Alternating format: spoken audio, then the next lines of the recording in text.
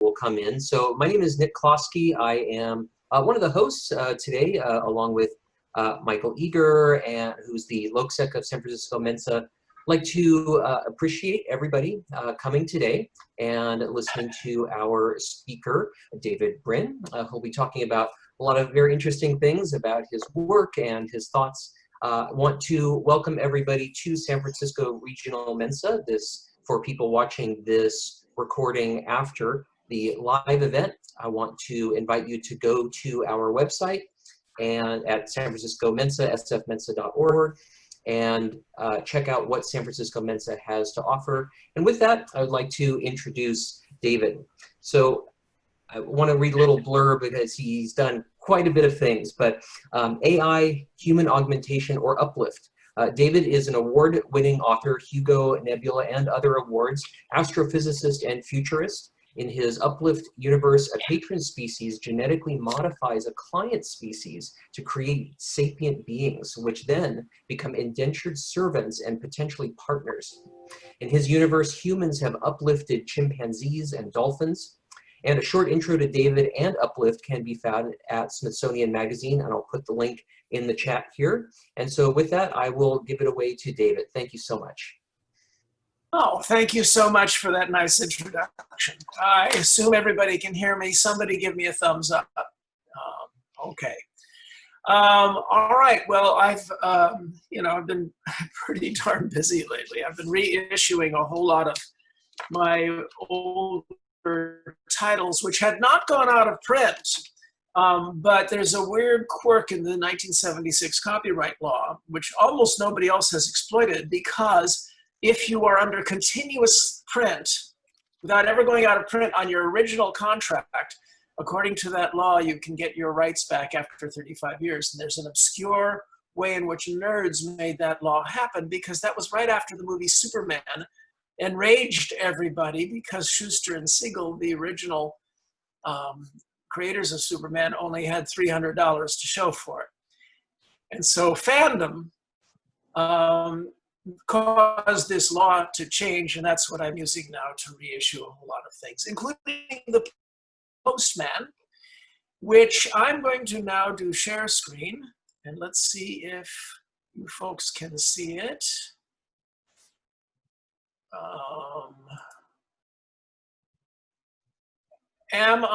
You know what, you guys disappeared. Oh, there you are.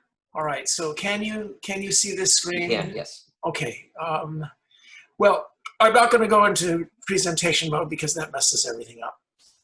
I'm assuming everybody can see this image of some of my books. I completed Isaac Asimov's Foundation series with Foundation's Triumph. The Postman was made into a movie which is visually and musically gorgeous and big-hearted, did not betray my book's themes, and was dumber than a stone. But then again, gorgeous, big-hearted, and dumb is fine, because, you know, that's what my wife married. In any event, you should see what, look up what Stephen Colbert's show did as a YouTube video demanding we all apologize to Kevin Costner because of what's being done to the Postal Service. Very funny. Okay, so I'm going to show you a slide here that I often use to introduce my presentation at could somebody mute there? I'm getting an echo of myself. Presentations to some of our security agencies. They do bring in science fiction authors, which is a good sign that the deep state, quote unquote, has some wisdom.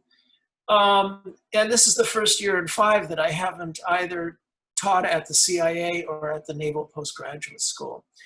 Now, this slide talks about various ways in which our civilization might fall. Now, civilizations have fallen in the past. You see the methods, the modes on the left side. And Arnold Toynbee studied this topic, and more recently, Jared Diamond in his book, Collapse. You should try reading both. And among those ways in which civilizations failed, there are natural calamities. I mean, we talk about asteroids and solar EMP, but, you know, just droughts caused by volcanoes, turns out, were very crucial in the past. There's ecological suicide, where we cause our own deserts to spread and our own failures of our civilization that way, and Jared Diamond concentrates on that. There's enemies and war, and we are being warred upon right now as we speak in ways that are meant to bring us down. There's societal meltdown. Our society may lose its internal cohesion, and that is what some of our enemies are trying to achieve right now. There's the feudal attractor state, which ruined the creativity and problem-solving ability of 99% of kingdoms, empires, theocracies, everything across the last 6,000 years. 99% of them were run under an extremely stupid system called feudalism or oligarchy. And then there's just being outcompeted. Now, if you look on the right, there are books by some of the really gloomy folks. It takes a Brit. In both Oxford and Cambridge, there are these groups that study catastrophic risks and are warning us about all sorts of reasons to believe that the Fermi paradox means that we don't have a chance ourselves because nobody else made it. And among the new calamities are information, AI, human augmentation, which we'll talk about today.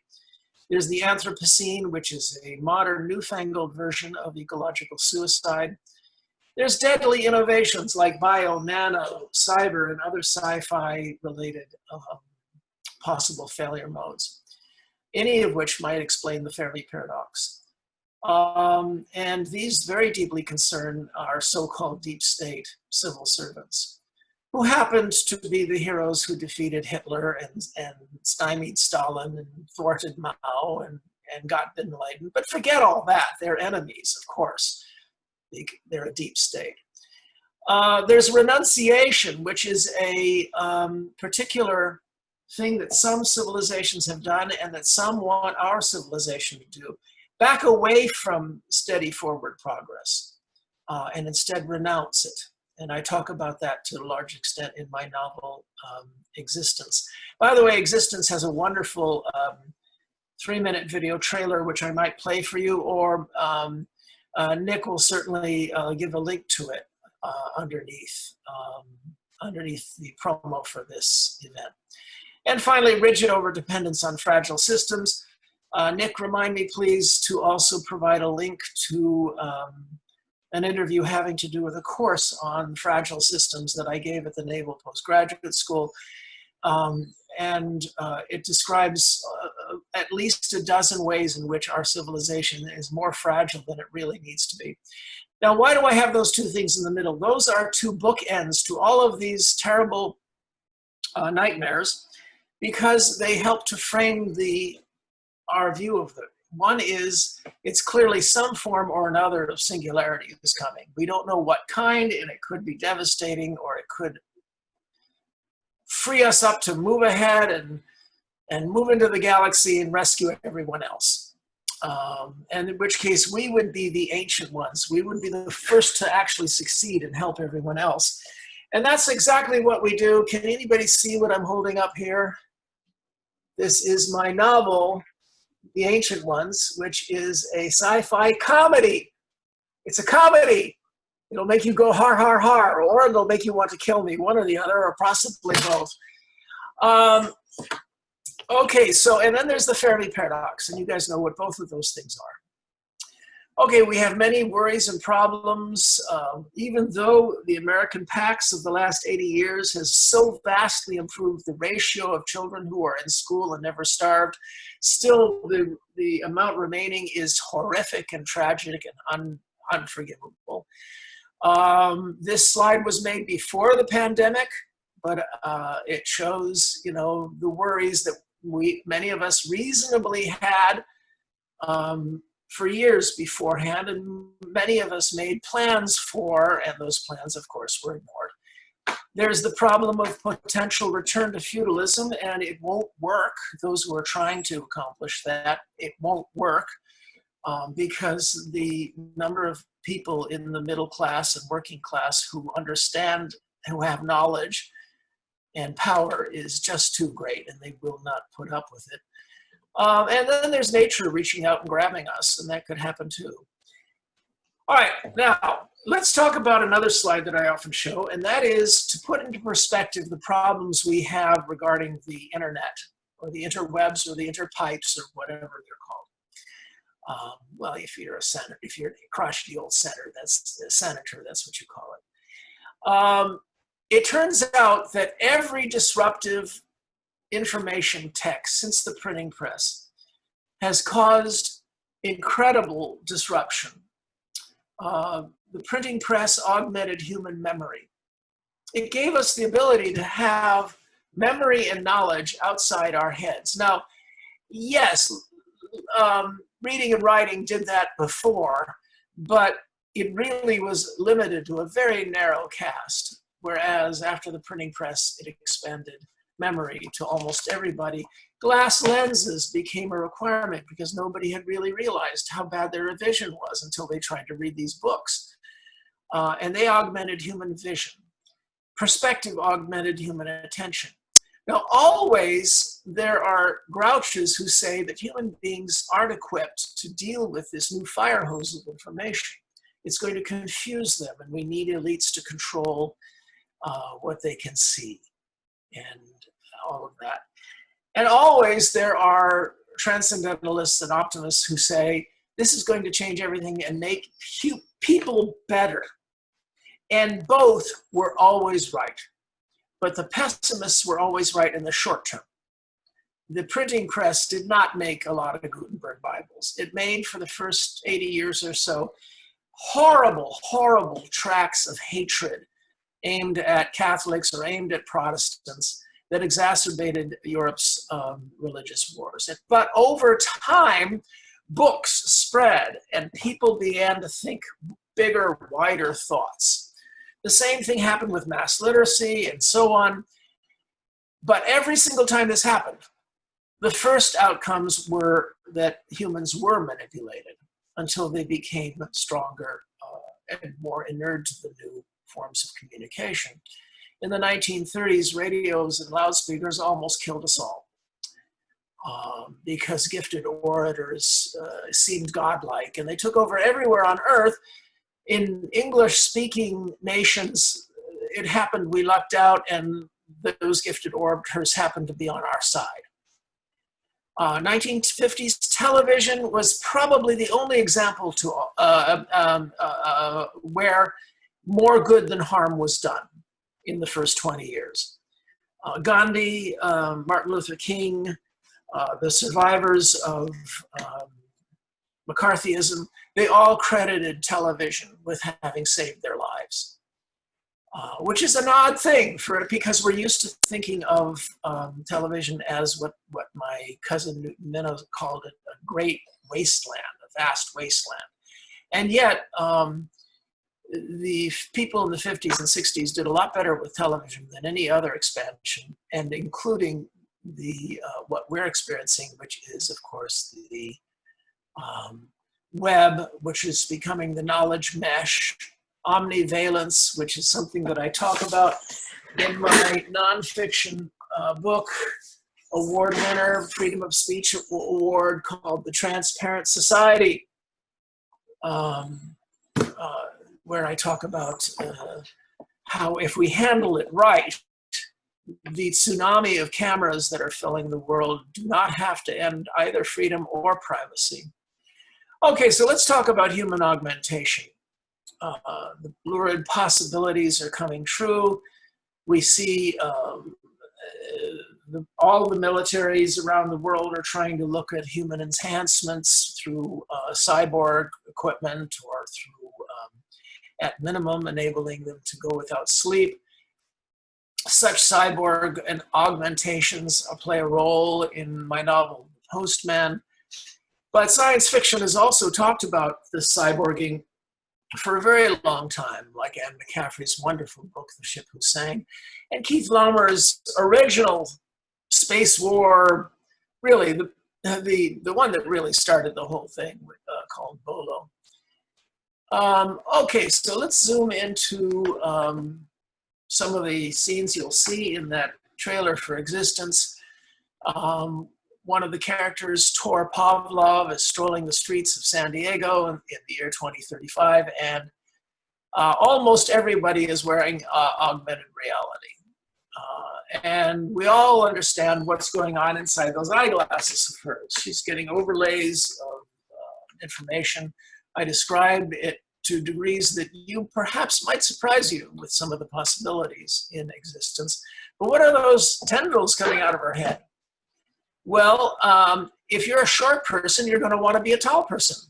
So stalks can rise up and look around, maybe 2 meters high. Look around, you get a tall person's view of everything around you. Never be lost in a crowd, never have to hold up these stupid wedges of glass, above your head. What a ridiculous thing. And they'll even detach and fly ahead as drones and look around the corner down that alley. So it's a brave new world, and there are certain things that we can do to make sure that it's also a world with freedom and privacy. But tech can also lead to addiction. And many of you are familiar with that, either yourselves or through your offspring. Nothing in our evolution equipped us to be able to resist video games, for example. And the video game industry is filled with criminals. They directly borrowed techniques from Las Vegas casinos that have been developed by the casinos in order to keep people addicted. Okay, so there's human lifespan. I could do a whole hour on why I'm a grouch about human lifespan extension.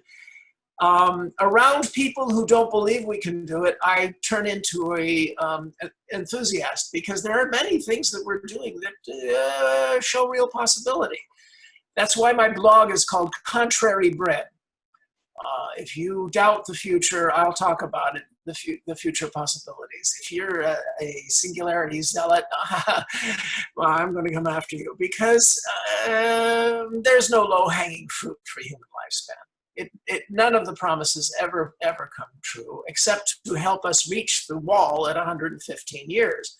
Now, will we get beyond the wall? Yeah, sure, sooner or later, but it won't be low-hanging fruit, because nature, anything that nature could have got for us, nature would have got for us, because we're the Methuselahs of mammals. We desperately needed a longer lifespan. Okay, diversity, augmentation. Here's a list of how human augmentation can work. Now, the first thing is remedial interventions.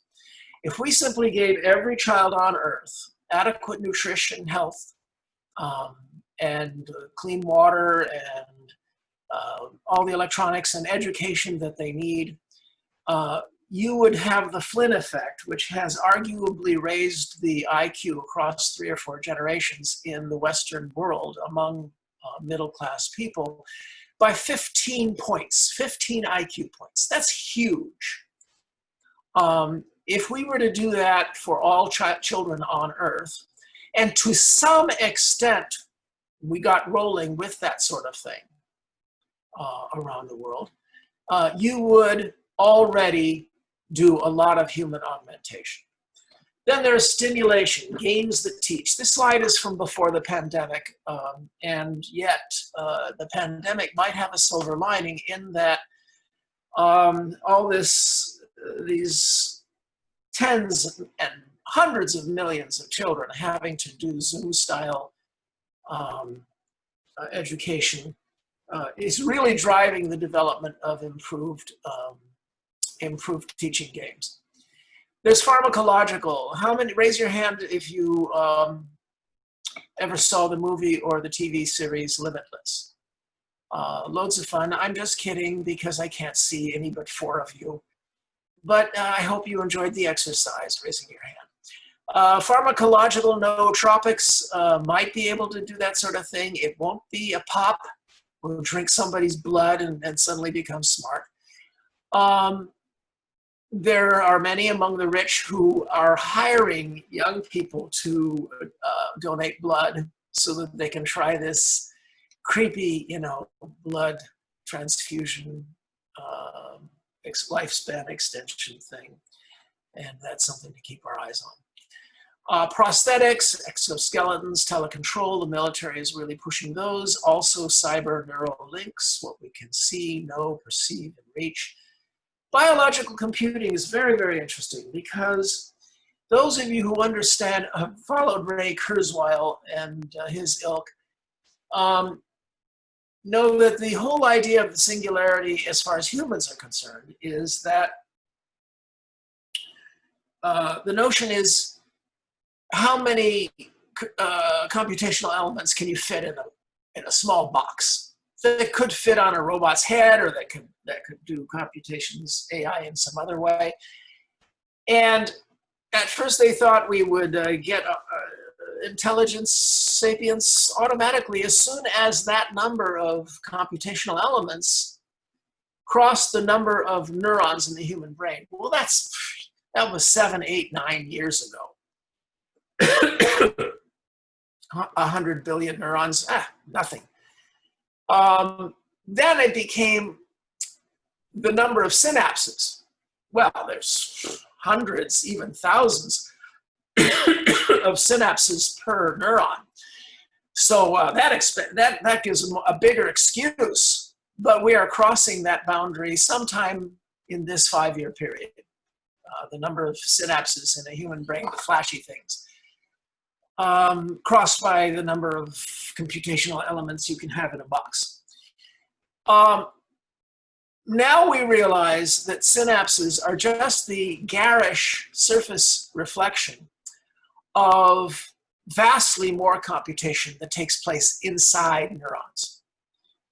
We know it's confirmed that along dendrites there are little mini cells that apparently do some kind of computational thing, creating a standing wave that may be the seat of many of our memories.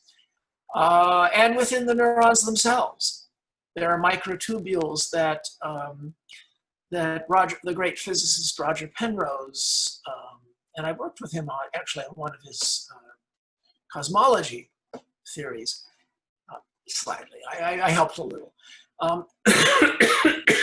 He believes that these microtubules do what we now realize happens in chlorophyll, and that is an actual quantum mechanic effect, an actual quantum effect in the entanglement of electrons. If these microtubules do that, then it's quite possible that quantum computing takes place inside our neurons, in which case this whole Moore's law argument is absurd. Artificial intelligence, either separate or in synergy with us. Now, here's one that I've seldom seen, except in my novel Existence, I talk about it, and that is, many of you have seen the movie Rain Man. Somebody drops a whole bunch of, a box full of stick matches, and he immediately tells you how many were on the floor. 126 stick matches, 126. And we're used to the notion that these savant abilities are compensations for the difficulties that accrue to some people because of difficulties like autism. And mind you, there are half a dozen autistic characters in existence. But there are known cases, they are rare, but there are known cases of people suddenly acquiring savant abilities without any drawbacks or problems. Sometimes people have suddenly acquired them in the middle of life. And I liken this to the weirdness of us being unable to remember most of our dreams. Why? I mean, there are real mysteries going on in there. And at any given moment, and I don't think there's enough research on this, savant abilities might become a technological trick that people might be able to acquire, in which case all bets are off. Then there's lifespan extension, I mentioned that, and genetically altering humanity, and I talk also about that in my Uplift Universe. So let's see if this will move along to the next thing. No, it's not, so I'm going to do this. and we may build others from scratch. General approaches to AI include making them logically based upon knowledge manipulation. That includes good old-fashioned AI, Watson, universal artificial intelligence, even quantum. Then there's cognitive, evolutionary, neural nets. These are the style du decade. These are the things that are getting all the attention right now because of some amazing accomplishments. Then there's what you see in all the sci-fi films, and that is AI may be emergent. It might suddenly appear. Some self-driving car may be programmed so that it will grab any tool that it needs from the internet. An app here, an algorithm there in order to be a better self-driving car. And then suddenly you get a nonlinear effect where the sum of all these things is vastly greater than the parts. And that can happen because it probably happened with us about 40,000 years ago when we had the first of a dozen fantastic reprogrammings of the human brain, the human mind.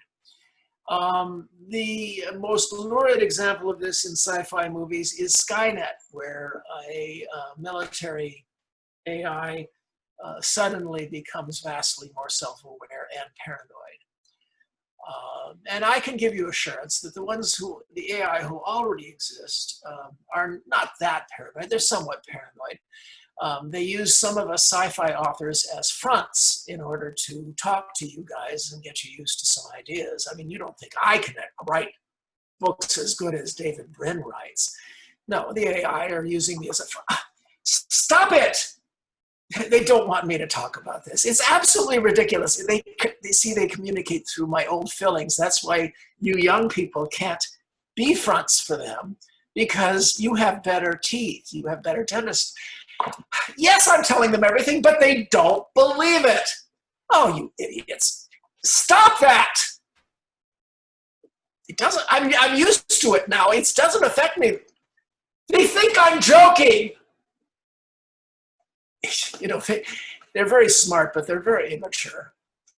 No, where you can get, what I'm really afraid of is that maybe one out of the 60 of you out there actually thought I wasn't joking. That's a little terrifying. But then again, QAnon. Okay, so no, the military is not where you're going to get this emergent AI. Military guys love off switches. They love to be able to pull plugs. No, where you're going to get an emergent AI that might want to kill us all is from Goldman Sachs. Some of these other Wall Street firms. Goldman Sachs alone spends more on artificial intelligence research than the top 12 universities. And the AI that they develop are by intention utterly parasitical, paranoid, predatory, utterly insatiable, and completely amoral. And those are all good things, according to the people paying for the research. This is where you're going to get something really nasty, and probably pretty soon. Now, there's the possibility that all of our attempts to make AI will fail because intelligence has only happened once, to our knowledge, in the universe.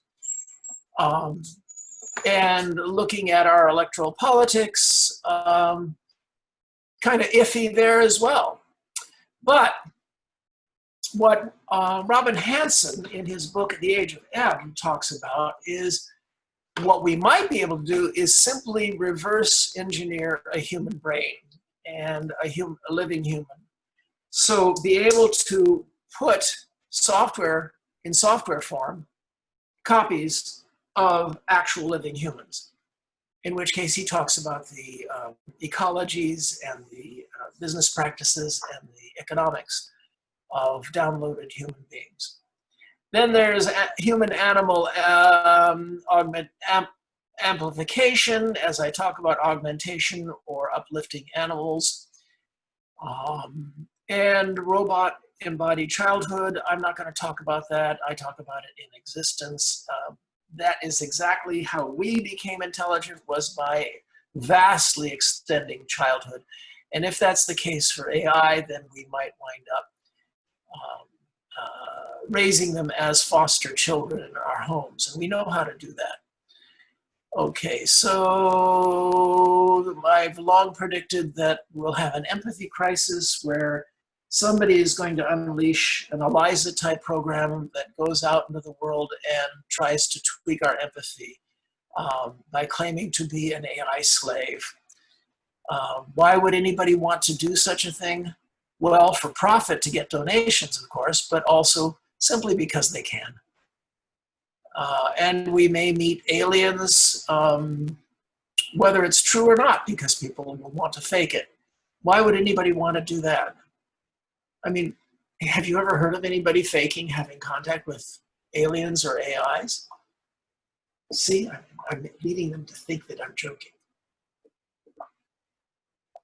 Okay, so matter of trust, the transparent society, we can talk about that. Here's something I want you all to participate in. This is something that I built at the Arthur C. Clarke Center for Human Imagination. And it's having some trouble getting legs because you really need a critical mass. But let me explain what TASAT is. TASAT is, there's a story about that. And time after time in giving talks to government agencies and companies, I've talked about this or that scenario, and I've said, you know, there's science fiction stories that talked about these things you're worried about ages ago, even 50 years ago. And I don't have access to most of them. I can't remember the name of the author or who wrote it or whatever, but I know somebody could. Think about what happens if someday an alien starship arrives, or mole people come out of the ground, or a pandemic spreads from China, and we're desperate to figure out, you know, some way of figuring out what's going on and what to do about it. And you create a commission. I think that is, if you have a decent government, you create a commission of actual experts and from a wide variety of fields. And they make recommendations. But in science fiction, always their initial take on the situation is always fraught with error. There's always some mistake that they didn't think of. And that drives the plot of the story. Well, wouldn't it make sense to have access to a group mind that knows, you know, there was a story about that. I think it was in the 1946 Astounding Stories. And there was another one that answered that one in the 1956 If magazine. Hold on, guys, I'll find it for you. That's what we're trying to form, is a group that of nerds who keep ongoing a community and check in now and then, because someday somebody is going to come into this database and say, quickly, I don't have any reason to ask this question, but does anybody have know stories about rats becoming communal like bees? I don't have any reason to ask, but does anybody know of any stories in the past about that sort of thing? And if we had such an organization that had legs behind it, it could provide some stories. There's one novel called Invasive Species by Wallace. It's utterly scary. What if a very large kind of wasp got loose that planted its eggs in humans, along with taking over their brains like wasps sometimes do, so that the humans fanatically deny that anything's wrong, that these things that they're their stomach is swelling, that it's anything wrong. It's very scary. So, all right, now I did my plug for TASAT. I hope you've copied down the code. We are actually looking for some people to help run it, by the way, but if nothing else, to spread the word about it. And I have write-ups at the site explaining it again. Okay, so do we have a chance? Well, there's, and by the way, none of you saw any of the animations for any of these slides. Tough. All right, do we have a chance to be the ones to get out there? In which case, we could help everybody else who falls for all the different failure modes I talked about earlier, including the one that has destroyed almost all human hope across 6,000 years, and that's the thing there where human males conspire with each other to take other men's women and wheat, and to keep the women down and keep down competition, and loosely called feudalism. We're all descended from the harems of bastards who accomplished that, which helps explain male fantasies. If we can avoid a lot of these error modes, then we might be the ones to get out there and be the ancient ones. Okay, so let's talk questions. I'm sure Susan and some others have got a few that have come up in the chat. Nick, notice my product placement, sorry. Awesome, thank you, thank you. If you want to stop screen share so we can see you a little bit more. Stop screen share. Full, that would be great. I'll just kind of take the questions in the order that they came in. Someone wanted you to elaborate on the criminality in video games, like what techniques you were talking about. Oh, well, just techniques to keep people addicted. And I'm not talking about the criminality of Sony and Kojima stealing everything about my novel, The Postman. Of 50 or so reviews of Death Stranding that came out during the weeks right after that game came out, 50% of them said this is a version of The Postman. So I'm not talking about that criminality. I'm talking about the notion that they hired consultants and used techniques that were perfected by the casino industry to notice signs that a player is starting to lose interest, or maybe be able to go and do his homework, or go and help her parents, or get outside and get some sunshine, and alter gameplay in order to keep them addicted. And if we wind up developing some of those techniques for the modern tutelage programs, at least the kids will learn something out of it. Be addicted to actually knowing something. And that may be one of the ways we get out of one of these aspects of this crisis of how we get more information outside our head. Because we're in the middle of one of those crises, and we can't afford the usual time that it takes to become mature users. Next question. Yes, we had a question from Robin that reads, at some point, might be interesting to ask why the presumption that nature is better than we are. Even though it has had a long time to work, we've done some good stuff for health and medicine just in a few hundred years. It's not a matter of whether nature is better. It's a matter of the fact that for about 1 million years, it was vital that humans be able to live longer, because our method of becoming intelligent was to have a vastly expended childhood. Neoteny is the extension of childlike traits. And we give birth, don't blame me, it's you other people like my wife. You guys give birth to fetuses. I mean, I held my firstborn in my arms. Okay, smelled his head once, was willing to die for him.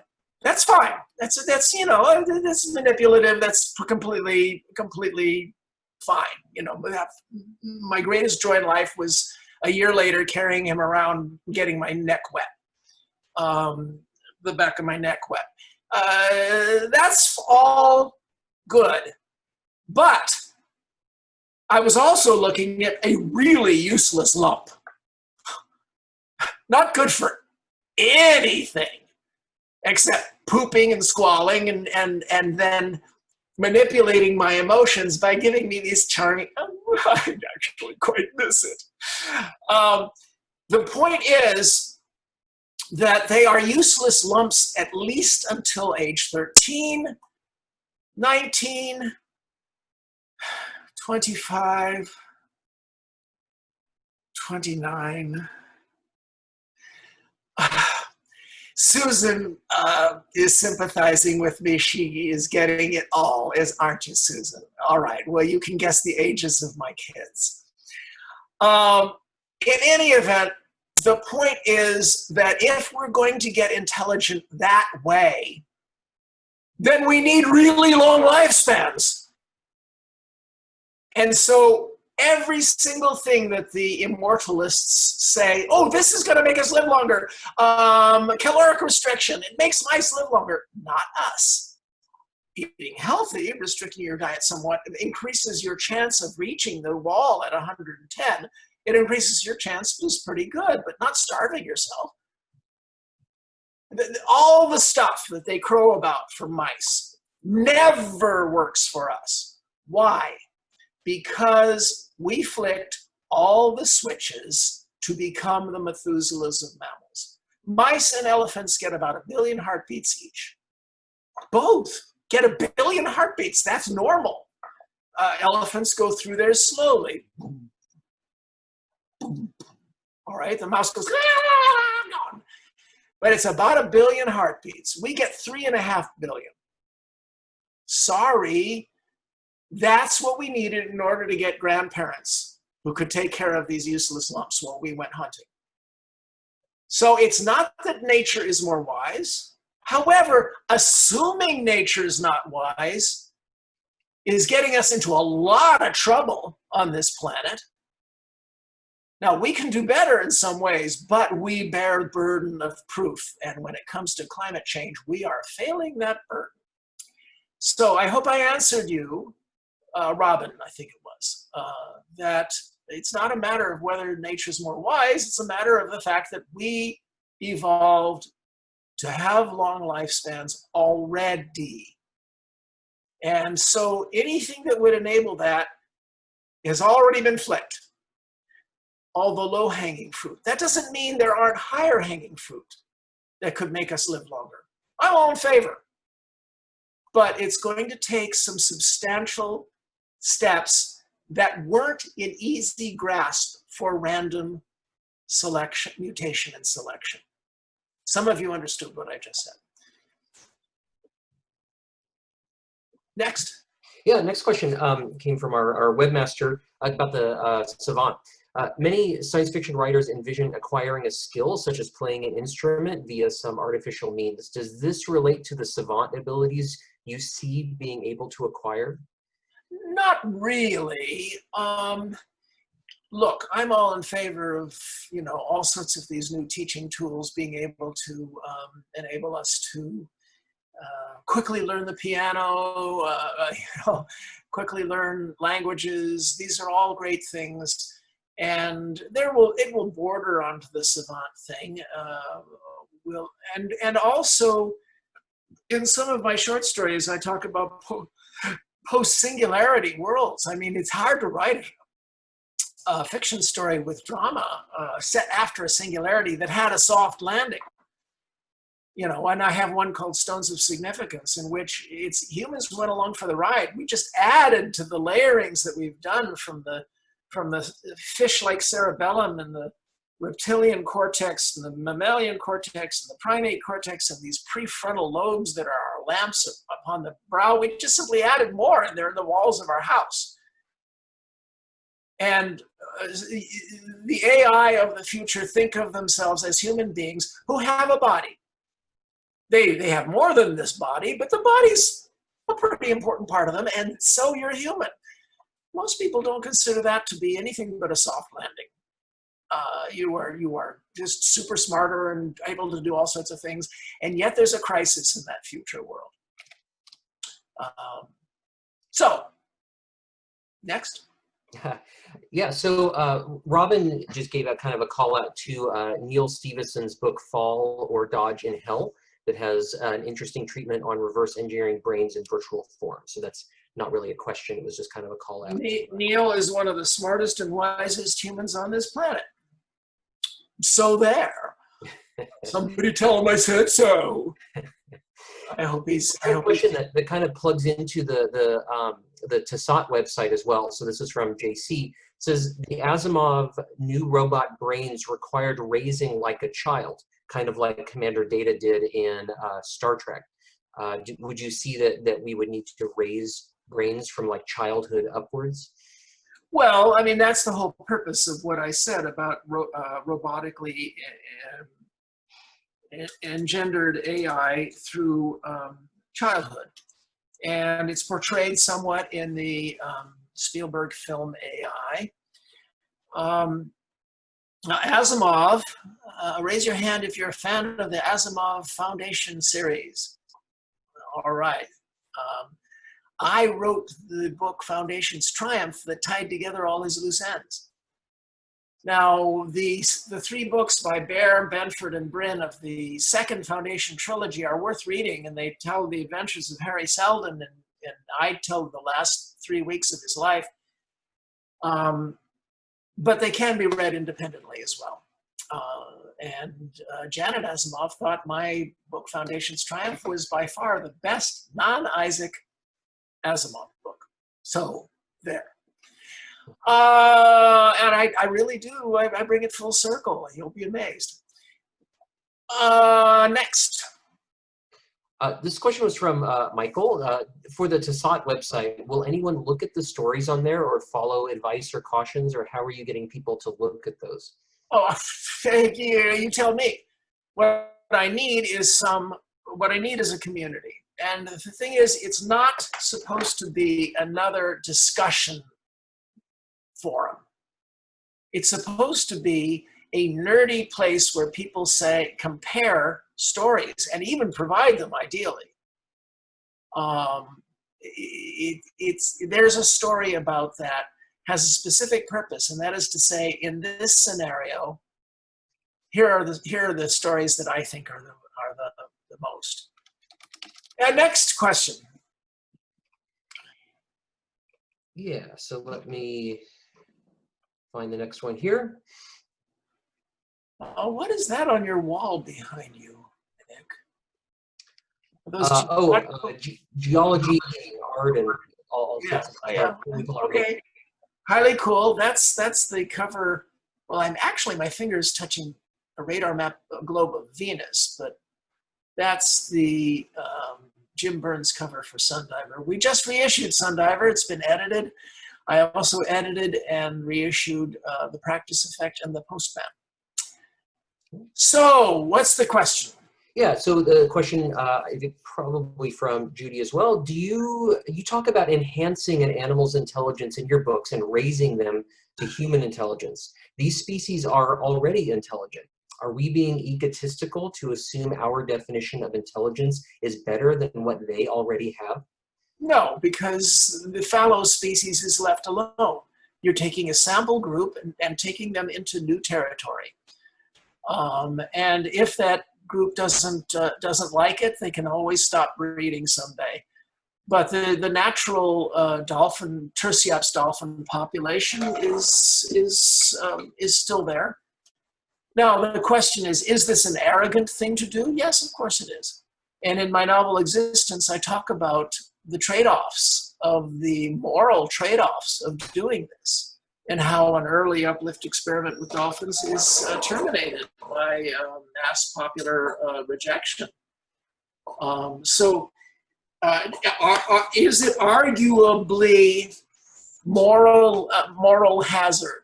Yes, absolutely. And I could argue both sides. But the simplistic notion that they are as intelligent as us is, in my opinion, quite specious. just below dolphins and chimpanzees, you have dozens and dozens of species. And everybody draws the wrong conclusion from the fact that sea lions and elephants, remind me to talk about elephants, prairie dogs, for heaven's sake, appear to have some basic semantic ability, some basic communication ability, and some basic ability to use tools. Crows, ravens, corvids, parrots. Everybody draws the wrong conclusion. Everybody says, oh, that means we're not special. No.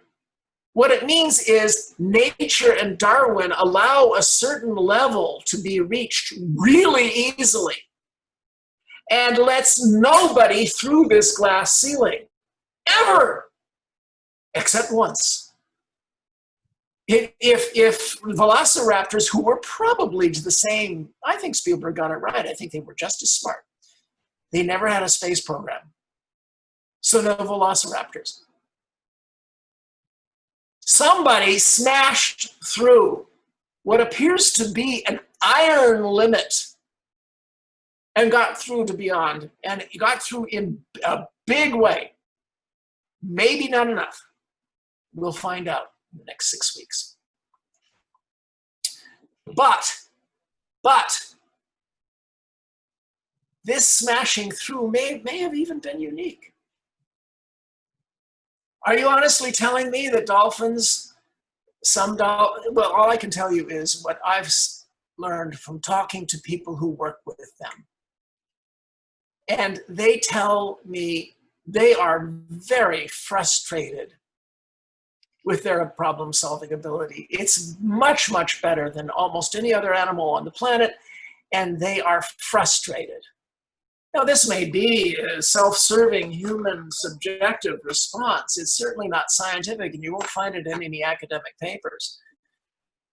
But it is the sincere impression of the people who work with them the closest. I could take both sides, but I have to tell you, nature does experiments. And as long as we improve this world and increase the habitats for nature and save the other species from the greatest danger on the planet to them, us, you know, they know we're powerful for good or ill. There was a young elephant who had been shot by poachers who went over a mountain range to a nature center that he had never been to, he had never migrated to. You must have heard about it from the matriarchs. And he got to the nature center and they fixed his wound. It's just recently, the web is filled, YouTube is filled with these things. Animals coming to humans in order to fix a problem. The most recent was this dolphin went up to this scuba diver and his friend was taking pictures of it and offered a pectoral fin that had a fishing hook and a bunch of line around it. Mea culpa, we're the terrible people who lost the fishing hook and the line, but the scuba diver carefully did his thing and took it out, and the animal was patient. And then the dolphin did 3 quick loops around the scuba diver and took off. Well, it sounds like thank you to me. But the idea with elephants, here's the idea for elephants. Give them memory outside their heads. You're so smart. Make a bunch of obelisks along an elephant migratory path. And these obelisks have a basic video ability and half a dozen really basic buttons. And just let the elephants leave something on the screen. You can pre-design some kind of discursive symbol system and see what the next elephants do. And see if over time, something happens. I mean, it would cost just a few $1 million. I got 1 million of them because I'm a front for these guys. All right, so we just have a few minutes left, so I can kind of ball up some of the questions into one. So there's one question about how you feel about Musk's Neuralink project, But there was also another question about saying that in the 70s it was a sociological soundbite that great majority of civilizations fell for reasons of internal problems, asking if that's true. So then I'll roll that up into the third question is, how do you see, where do you see the world in 100 years or 1,000 years? Well, first off, Elon is doing something that is, he's accelerating something that's completely natural. We fully expect that there will be implants and all sorts of weird things. And our only way out for a soft landing is to make sure that everybody can see everything that's going on. That's what I talk about in the Transparent Society and also in my novel Earth. That's not going to be enough. Because if everybody sees everything that's going on, they still might bully. A majority might, you wouldn't have Big Brother in that case, but you might have a 51% little brothers imposing orthodoxy and conformity on the eccentrics. The second ingredient you need is what we have, and that is a cultural predisposition to respecting eccentricity more than we respect busybodies and bullies. These two ingredients are completely missing in China, and they are full tilt into Orwell. And we need to get our act together and try our experiment, because I think it would do better. As far as the world 100 years from now, what was the middle one? The middle one was that it was a kind of a sociological thing to say that societies are often brought down. Oh, yes. Look, societies have attractor states that are driven by human imperatives, and one of them is feudalism. We know this. 99% of human societies were dominated by aggressive males who picked up metal implements and took other women, men's women, and wheat. And we're all descended from those guys. So it has attractor states. But this notion of cyclical history is a pile of bullshit that is the cult fantasy of the mad right. Now, the mad left has its own cult fantasy, and that is teleological progress, as exhibited in the fantasies of Karl Marx.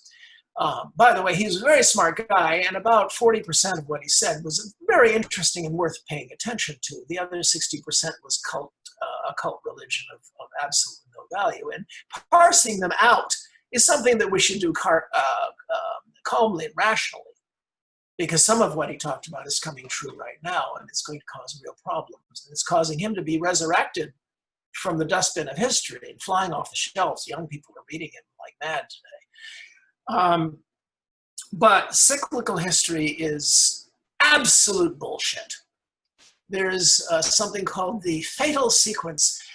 Civilizations endure slavery, which makes them strong and more spiritually sound and courageous, so that they go to great courage and they rise up to achieve great freedom and then great accomplishments, and then great wealth, and then decadence and decline back into slavery.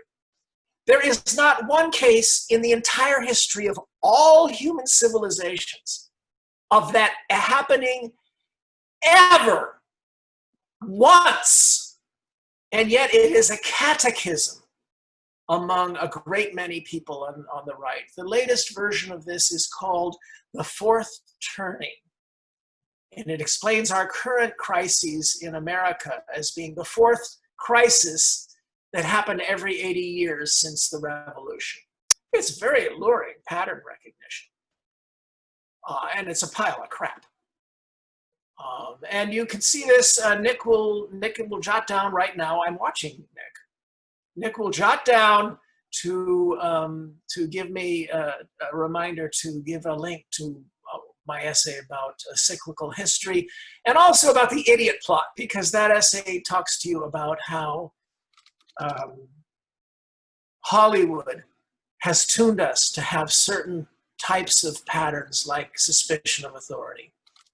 And these patterns have kept us free, but they're being used against us right now by very, very clever forces. All right, well, I hope that you all feel well fed. You know, it's like regurgitating to a bunch of little birds. You're just such hungry minds. In any event, is that it? I think that's it. I think there's a lot of questions out there, but everybody say thank you to David. Thank you very much. Hey, Mensa guys, look at the big table. Big table, Mensa. We got it. All right, guys. You thrive, persevere, breathe well. And then let's all hope Ian Randall Strock. Hello. Hi, David. Well. All right, guys. Breathe well, survive, and breathe a great big sigh of relief, hopefully soon. Thank you so much. Appreciate it. Sure thing.